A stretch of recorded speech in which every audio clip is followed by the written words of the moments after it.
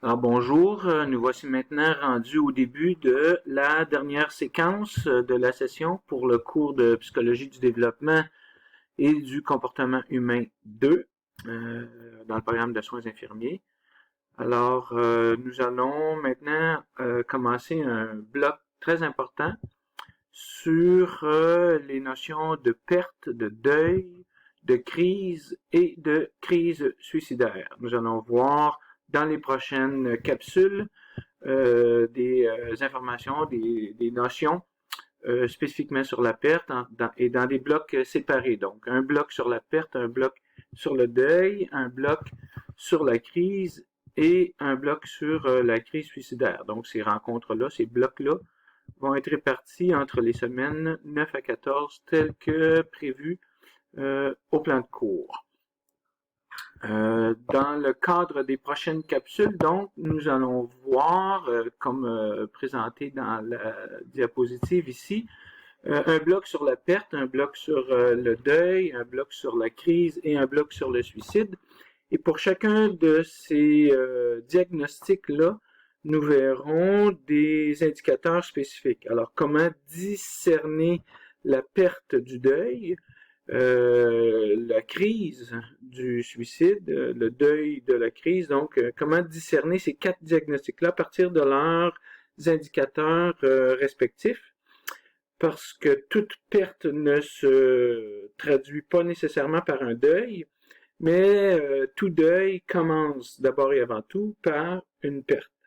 Même chose pour la crise, tous les deuils ne se développent pas nécessairement en état de crise pour la personne qui le vit, mais par contre, toute crise part nécessairement d'un deuil et donc aussi nécessairement d'une perte.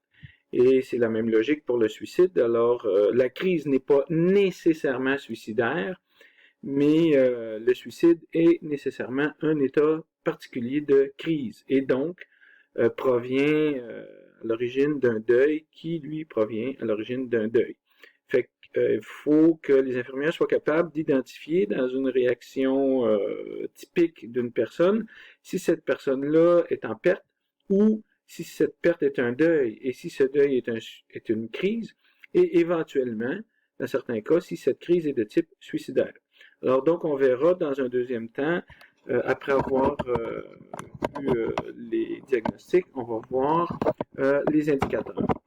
Et comme chacun de ces diagnostics-là est de nature complémentaire mais différente, nous verrons quelles sont les notions théoriques qui s'appliquent à chacune des étapes, à chacune des conditions diagnostiques. Alors, selon le diagnostic, les interventions pour soutenir et aider la personne à résoudre son problème, en tout ou en partie, doivent être tirées non pas de notre intuition personnelle, mais bien de cadres de référence précis. Alors, on va voir quelles sont les théories qu'on a vues jusqu'à maintenant dans le cours de Psycho 1 et dans le cours de Psycho 2.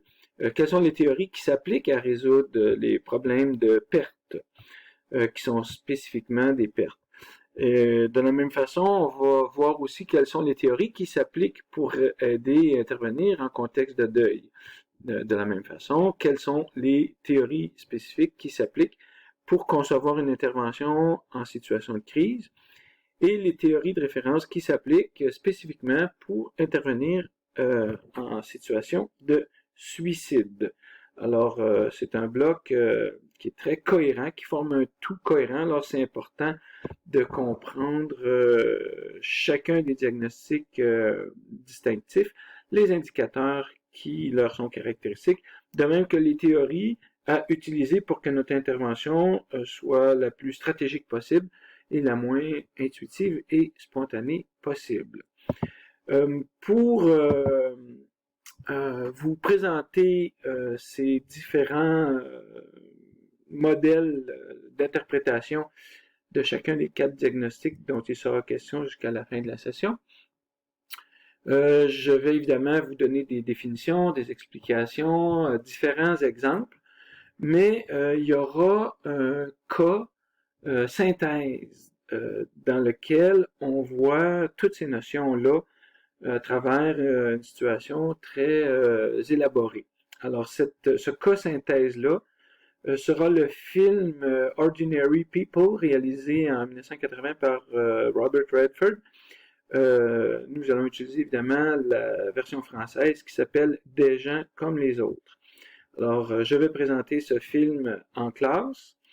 Je pensais présenter ce film en classe, mais dans le cas de la quarantaine, faut que je trouve une solution alternative.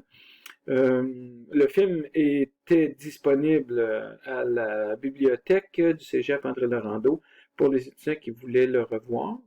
Je sais que ce film-là est disponible sur certaines plateformes ou sur Internet, là, si les étudiants pouvaient aller se le procurer et l'écouter. C'est un excellent film qu'on peut apprécier au-delà du fait qu'il illustre des notions de psychologie. Voilà, fait qu'il faudrait le voir intégralement si on peut, parce que je vais y faire allusion. Alors moi, je vais vous dans les prochaines capsules d'illustration des notions théoriques, je vais vous le raconter morceau par petit bout en fonction des notions dont j'aurai besoin pour le cours. Alors, sinon, de toute façon, il va y avoir des exemples brefs pour illustrer au fur et à mesure les notions sur la perte, le deuil, la crise et le suicide. Alors voilà pour cette première capsule d'introduction aux notions qu'il nous reste à voir pour terminer en beauté cette session hautement perturbée. En espérant que malgré les pertes et le deuil que l'on doit faire de nos notions et notre contexte académique, j'espère que personne ne sera en crise dans la situation. Alors voilà, à la prochaine.